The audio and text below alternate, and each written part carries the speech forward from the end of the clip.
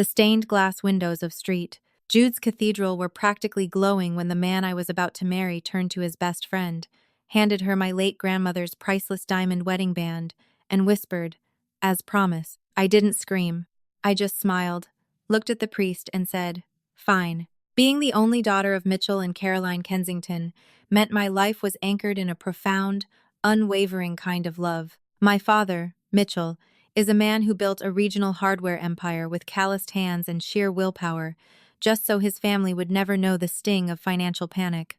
My mother, Caroline, is the emotional architect of our lives, weaving grace and patience into everything she touches.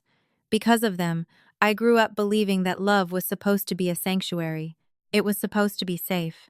Then, I met Liam Hayes. Liam was an up-and-coming architect who swept into my life with the force of a hurricane. He was charming, wildly ambitious, and possessed this disarming vulnerability that made you want to take care of him. When he asked my father for my hand in marriage after 2 years of dating, my dad wept. Mitchell Kensington, a man who negotiated million-dollar contracts without breaking a sweat, sobbed like a baby in his study.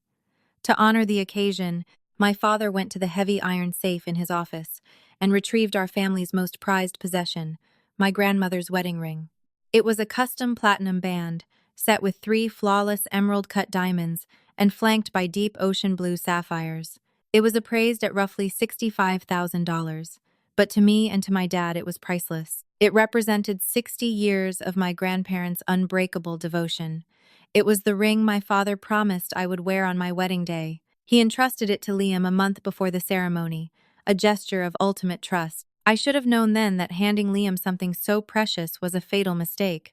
But love makes you blind to the glaring neon red flags. And Liam came with a human red flag named Peyton Gallagher. Peyton was Liam's best friend from college. From the moment Liam and I started dating, Peyton was the phantom third person in our relationship. If Liam and I were at a romantic anniversary dinner, Peyton would call in tears because her car wouldn't start. If we were on vacation, Peyton would tag along, complaining about her anxiety until Liam abandoned our itinerary to sit with her in her hotel room. Whenever I expressed discomfort, Liam would pull his favorite maneuver, the compassionate gaslight. "Harper, she's had a really hard life," he would say, his eyes wide and pleading. "Her family abandoned her. I'm the only stability she has. You grew up with this perfect, wealthy, loving family. Mitchell and Caroline gave you everything. Peyton has nothing. Please try to show a little empathy." Because I was raised by parents who valued generosity, I swallowed my pride. I invited Peyton to my dress fittings. I let her stay in our guest room. I even paid for her custom emerald green silk dress for the wedding because she claimed she was drowning in credit card debt. I tried to be the bigger person, ignoring the smug, territorial smirks Peyton shot my way whenever Liam wasn't looking. The tipping point should have been the rehearsal dinner. We hosted it at a breathtaking rooftop restaurant overlooking the city skyline. My dad had spared no expense, pouring fine wine and paying for a 5-course meal for 80 of our closest friends and family. During the toasts, Peyton practically shoved the best man, Greg, out of the way to grab the microphone. She stood there, wearing a white cocktail dress, yes, white, and looked directly at me. "Liam and I have a bond that most people will never, ever understand." Peyton slurred slightly into the mic, her eyes glittering with unshed tears. "We've shared secrets, we've shared beds platonically, of course, and we've shared a soul. Harper, you're getting the legal paperwork tomorrow.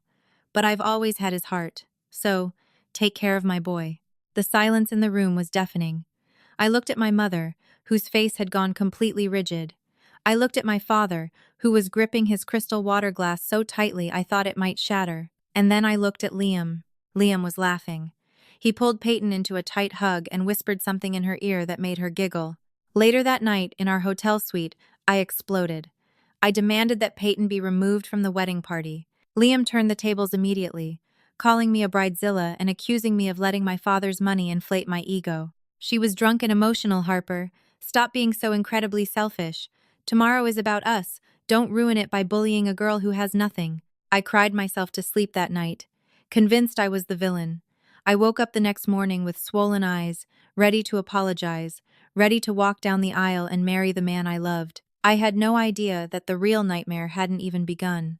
The morning of the wedding was a whirlwind of hairspray, expensive champagne, and nervous energy. Street, Jude's Cathedral was adorned in thousands of white hydrangeas and cascading orchids, exactly as I had dreamed. The sheer scale of it was a testament to my father's love.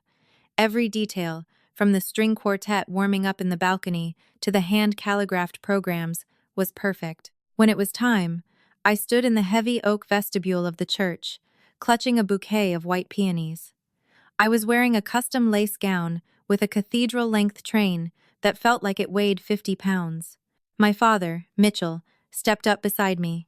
He looked impossibly handsome in his tailored tuxedo, but there were deep lines of worry etched around his eyes. "You don't have to do this, Harper," he whispered, his voice thick with emotion. "I don't care about the money. I don't care about the guests. If that boy doesn't treat you like the absolute center of his universe, we can walk out that back door right now and go get steaks." I laughed, a nervous, breathless sound. "I love him, Dad. It's just wedding jitters. Everything is going to be fine." The heavy wooden doors swung open. The organ and string quartet swelled into a sweeping, majestic rendition of Canon in D. 300 guests stood up and turned to look at me. As I began the long walk down the aisle, my eyes locked onto Liam at the altar. He looked dashing, but there was a strange, manic energy about him. He was sweating heavily, constantly shifting his weight. And there, standing entirely too close to him in the front row, was Peyton. We reached the altar. My father kissed my cheek, gave Liam a stern, lingering look, and took his seat next to my mother. I handed my bouquet to my maid of honor and took Liam's hands. They were ice cold. The ceremony proceeded normally. The priest gave a beautiful homily about sacrifice, commitment, and putting your partner above all others. Liam repeated his vows, though his voice cracked strangely, and his eyes kept darting to the left towards Peyton. I tried to squeeze his hands to ground him, but his grip was entirely limp. "And now, the exchange of the rings," the priest announced, his voice echoing through the vaulted stone ceilings. "May these rings serve as a visible symbol of your unbroken vows." The best man, Greg, stepped forward and handed Liam a velvet box. This was the moment. This was when Liam was supposed to slide my grandmother's $65,000 heirloom onto my finger, binding our families together. Liam opened the box. Inside sat the brilliant, blinding sapphire and diamond band. But Liam didn't look at me. He looked at Peyton. With a swift, agonizingly deliberate motion, Liam stepped away from me. He walked down the single step from the altar, entirely ignoring the gasps from the bridal party, and stopped right in front of Peyton. "Liam?" I whispered, my voice caught in my throat. He didn't answer me. He pulled the priceless heirloom from the velvet box and held it up to Peyton. She looked at him with feigned shock, putting her hands over her mouth, though her eyes were dancing with absolute triumph. "Peyton," Liam said, his voice loud enough for the first few rows, including my parents, to hear. "You have had such a hard life. You've never had anything beautiful of your own. You've never felt chosen. I promised you years ago that on my wedding day, you wouldn't feel left behind. I promised you'd experience true, unconditional love." He took her left hand. The church was dead silent, the kind of silence that rings in your ears. "This is a symbol of my eternal vow to protect you," Liam said, and before anyone could physically stop him, he shoved my grandmother's diamond ring onto Peyton Gallagher's finger. A collective, horrified gasp echoed through the cathedral. I heard my mother, Caroline, let out a sharp, choked noise. Out of the corner of my eye, I saw my father practically levitate out of his pew, his face turning a dangerous shade of crimson. Liam turned back to me, reaching into his tuxedo pocket. He pulled out a cheap, tarnished, unboxed silver band that looked like it had been bought at a mall kiosk. He stepped back up to the altar, looking at me with a sickeningly serene smile, as if he had just done something incredibly noble. "Don't worry, Harper," he whispered to me, loud enough for the priest's microphone to catch it. "You have your parents' wealth. You have everything. You don't need a fancy ring to know I love you. Peyton needed this win. We can use this placeholder for now. Give me your hand." He reached for my left hand. In that fraction of a second, the world seemed to freeze. I looked at the cheap metal ring in his fingers. I looked at Peyton, who was already holding her hand up to the light, admiring my family's legacy on her finger. I looked at the man I had spent 2 years loving, excusing, and defending. I didn't feel heartbreak. Heartbreak is messy and chaotic. What I felt was absolute, ice-cold clarity. The veil of his gaslighting evaporated instantly. He wasn't a compassionate savior helping a friend. He was a cruel, manipulative narcissist who got off on humiliating me to feed her ego. My father was halfway up the altar steps, his fists balled, ready to tear Liam apart. I held up my hand, stopping my dad in his tracks. I looked Liam dead in the eyes. I didn't cry. I didn't scream. I simply smiled, tilted my head, and said a single word. Fine. Liam blinked, his serene smile faltering for a second.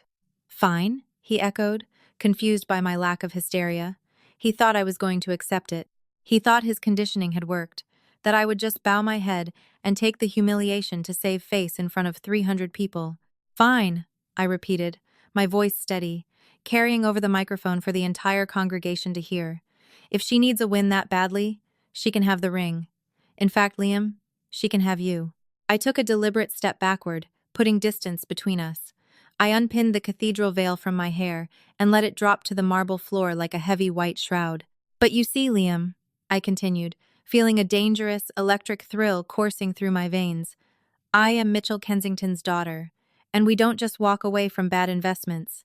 We liquidate them. I turned to the stunned crowd, my eyes scanning the sea of horrified faces until I found my father. I gave him a curt nod. It was time for a plot twist Liam and Peyton never saw coming, because I had found out a devastating secret about the two of them 3 days ago, and I had been waiting for the perfect moment to burn their lives to the ground. The cathedral, which had been buzzing with a chaotic, suffocating tension just moments before, plunged into a chilling, absolute silence. 300 guests held their collective breath, their eyes darting wildly between Liam's pale, suddenly terrified face and my unyielding composure. The heavy scent of the white hydrangeas and expensive beeswax candles seemed to thicken the air, making every second stretch into an eternity. Liam's hand hovered in the space between us, still holding that pathetic, tarnished silver band. His signature, charming smile had completely dissolved, replaced by a deep, frantic confusion. He had always relied on my compliance, on my desire to keep the peace and avoid public scenes. He had severely miscalculated. "Harper, what are you doing?" Liam hissed, his voice dropping an octave, desperately trying to regain control of the narrative. "You're embarrassing yourself. You're ruining the ceremony. Put your veil back on and give me your hand."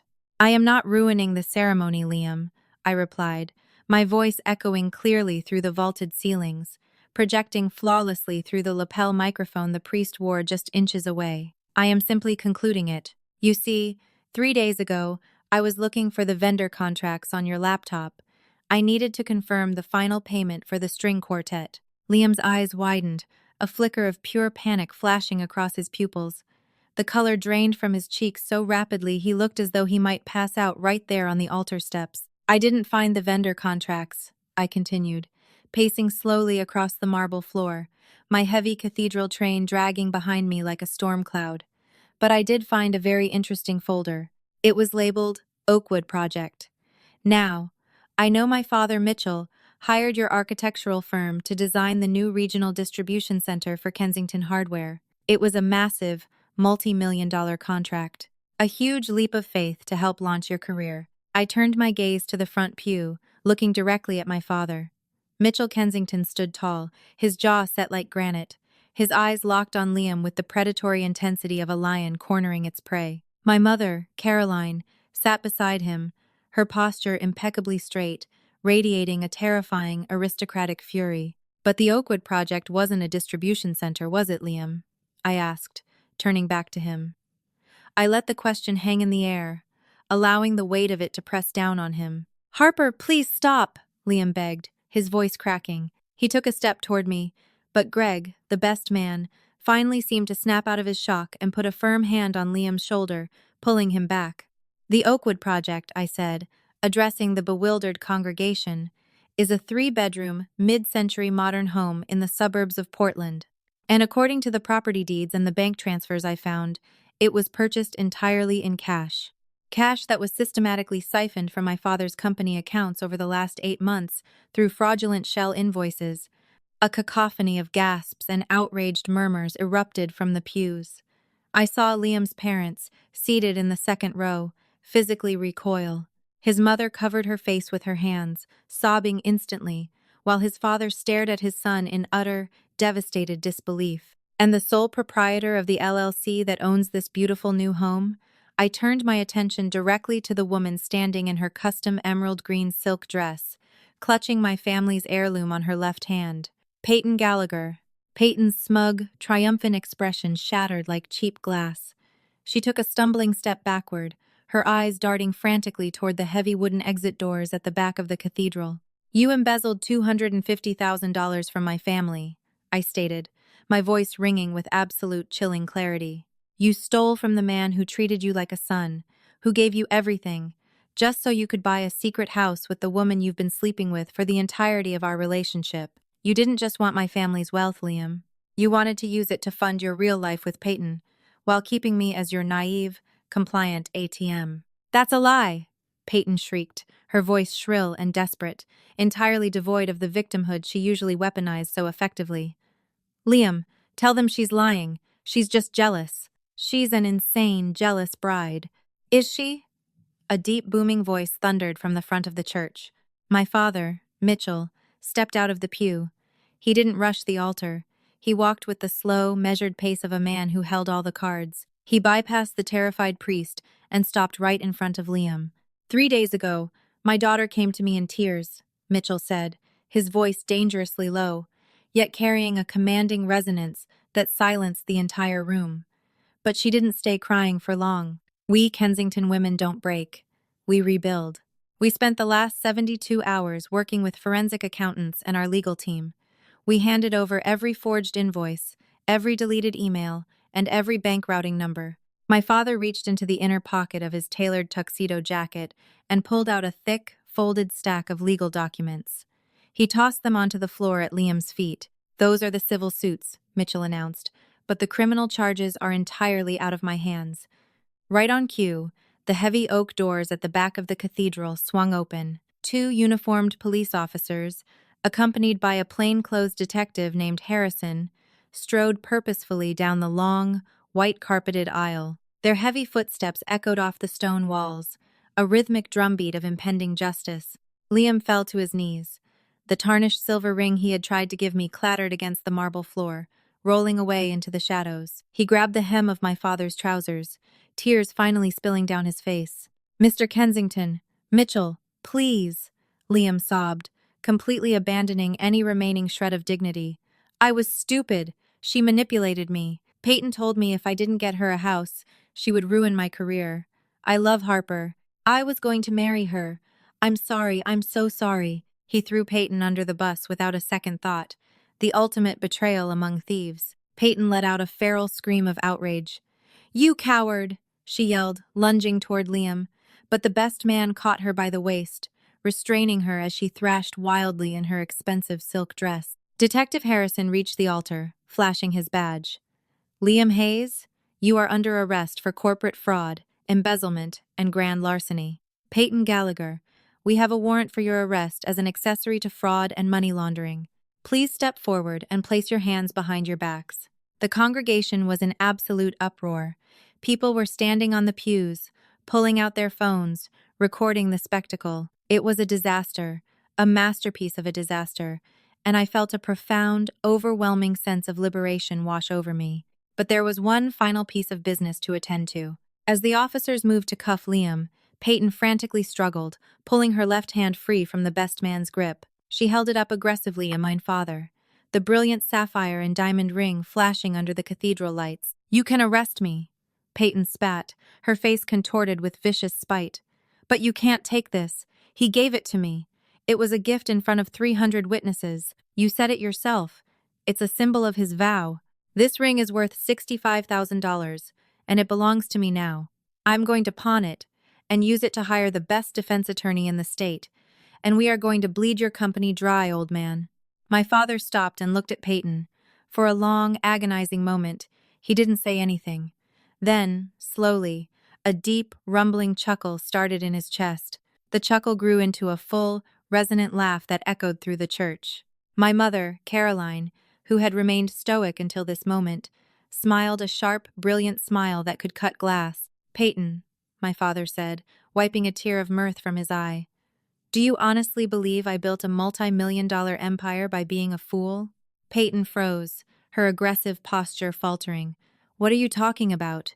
Mitchell turned to the crowd, then back to Peyton and Liam, who was now in handcuffs, looking up from the floor with terrified, red-rimmed eyes. When Liam came to me a month ago and asked to use Caroline's mother's ring, I wept, my father admitted, his voice softening just a fraction before hardening into steel. But I didn't weep because I was moved by his love for my daughter. I wept because I already knew he was a liar.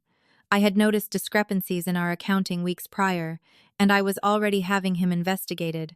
Liam gasped, a pathetic choking sound. You see, Mitchell continued, I knew the moment was coming where this boy would try to steal from me directly. So, I went to my safe, and I took out the heirloom. I took it straight to a master jeweler downtown. I had them lock the real ring in a secure vault, and I paid them $200 to create an exact, visually flawless replica. My father stepped closer to Peyton, pointing a heavy, accusatory finger at her left hand. Those aren't flawless emerald-cut diamonds, Mitchell said, his voice dripping with absolute contempt. That is high-grade cubic zirconia. Those aren't ocean blue sapphires. That is polished, tinted glass. And that band isn't platinum. It's rhodium-plated sterling silver. The ring on your finger, Peyton, is worth exactly $185, but you can certainly try to pawn it for your legal defense. The silence returned, heavier and more devastating than before. Peyton stared at her hand, horror dawning in her eyes, as the illusion of her ultimate victory turned to ash. She desperately clawed at the ring, trying to rip it off her finger as if it were burning her skin, but it was stuck at the knuckle. "Leave it on!" Detective Harrison said dryly, stepping forward and clamping the heavy steel handcuffs over Peyton's wrists. "It matches the bracelets." The officers marched Liam and Peyton down the long, white-carpeted aisle of St. Jude's Cathedral. They walked past 300 stunned guests, past the beautiful floral arrangements, and out the heavy wooden doors. The flashing red and blue lights of the police cruisers illuminated the stained glass windows, a surreal, modern addition to the ancient church. Once the doors closed behind them, a strange, breathless quiet settled over the room. I stood alone at the altar, the discarded cheap silver ring still lying on the floor near my feet. I looked out at the sea of faces, my family, my friends, colleagues, and loved ones. I took a deep breath, smoothing the front of my heavy lace gown. I picked up my bouquet of white peonies from my maid of honor, who was staring at me with a mixture of awe and shock. I walked down the steps and stopped in front of my parents. My father pulled me into a fierce, crushing hug. My mother joined in, wrapping her arms around both of us. We stood there, a united front, unbroken and fiercely protective of our sanctuary. "I am so proud of you," my dad whispered into my hair. I pulled back and smiled at him. Then, I turned to face the congregation. "Well," I said, my voice bright and remarkably steady, "the bad news is, there won't be a wedding today. The good news is, my father has already paid for a 5-course filet mignon dinner, an open bar with top-shelf liquor, and a 10-piece live band at the reception hall." A scattered, tentative chuckle rippled through the front rows. "I don't know about all of you," I continued, raising my voice to reach the back pews, "but I just dropped about 200 pounds of dead weight, saved my family's legacy, and dodged the biggest bullet of my life. I am ready to celebrate. So please, head over to the reception, drink the expensive champagne, eat the cake. Tonight is not a tragedy. Tonight is a victory party." The church erupted. It wasn't a gasp or a murmur this time. It was a deafening, thunderous round of applause. People stood up, cheering and whistling. The string quartet in the balcony, bless them, immediately launched into a lively, upbeat rendition of an energetic pop song. The reception was legendary. It was devoid of the usual stiff formalities of a wedding. There were no awkward speeches, no forced first dances. Instead, it was a raucous, joyous celebration of freedom. We danced until our feet blistered. I traded my heavy cathedral gown for a sleek, white silk slip dress I had packed for the honeymoon, and I drank vintage champagne straight from the bottle with my bridesmaids. Later that evening, while the band was playing a phenomenal jazz set, my father pulled me aside onto the quiet outdoor terrace overlooking the city. He reached into his pocket and pulled out a small, worn velvet box. "I believe this belongs to you," he said softly. I opened the box. Inside, resting on the dark velvet cushion, was my grandmother's real ring. The genuine emerald-cut diamonds caught the dim terrace lighting, refracting it into 1,000 brilliant sparks. The deep ocean blue sapphires glowed with a profound, undeniable history. It was heavy, substantial, and utterly breathtaking. "Don't wait for a man to give this to you, Harper," my father said, his voice thick with emotion. "You wear it. You earned it. It belongs to the strongest woman I know." I smiled, tears finally pricking my eyes, not tears of sorrow, but of overwhelming gratitude.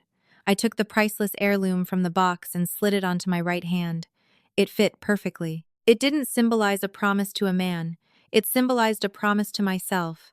Never again would I ignore my instincts. Never again would I let my kindness be weaponized. Liam was sentenced to 4 years in federal prison for his elaborate embezzlement scheme. Peyton, ever the opportunist, tried to strike a plea deal, but her direct involvement with the Shell LLC resulted in a 2-year sentence. The custom emerald green silk dress she wore to my wedding was probably the last piece of luxury she would see for a very long time. The house in Portland was seized and liquidated, the funds returned to my father's company. As for me, I kept the ring on my right hand. I took the non-refundable tickets for the extravagant 2-week honeymoon in the Maldives, packed my best friend, and spent 14 days drinking cocktails out of coconuts on pristine white beaches. I returned home tanned, rested, and entirely free. Sometimes, the universe doesn't whisper its warnings.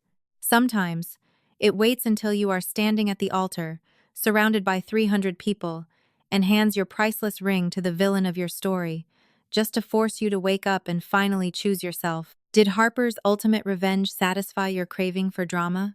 Narcissists like Liam and Peyton always believe they are the smartest people in the room, but they severely underestimated a family that fiercely protects its own. If you loved this twist-filled tale of shattered gaslighting and epic karma, hit that like button right now. Share this video with anyone who needs a reminder to never ignore those red flags. Don't forget to subscribe for more crazy, real-life storytelling.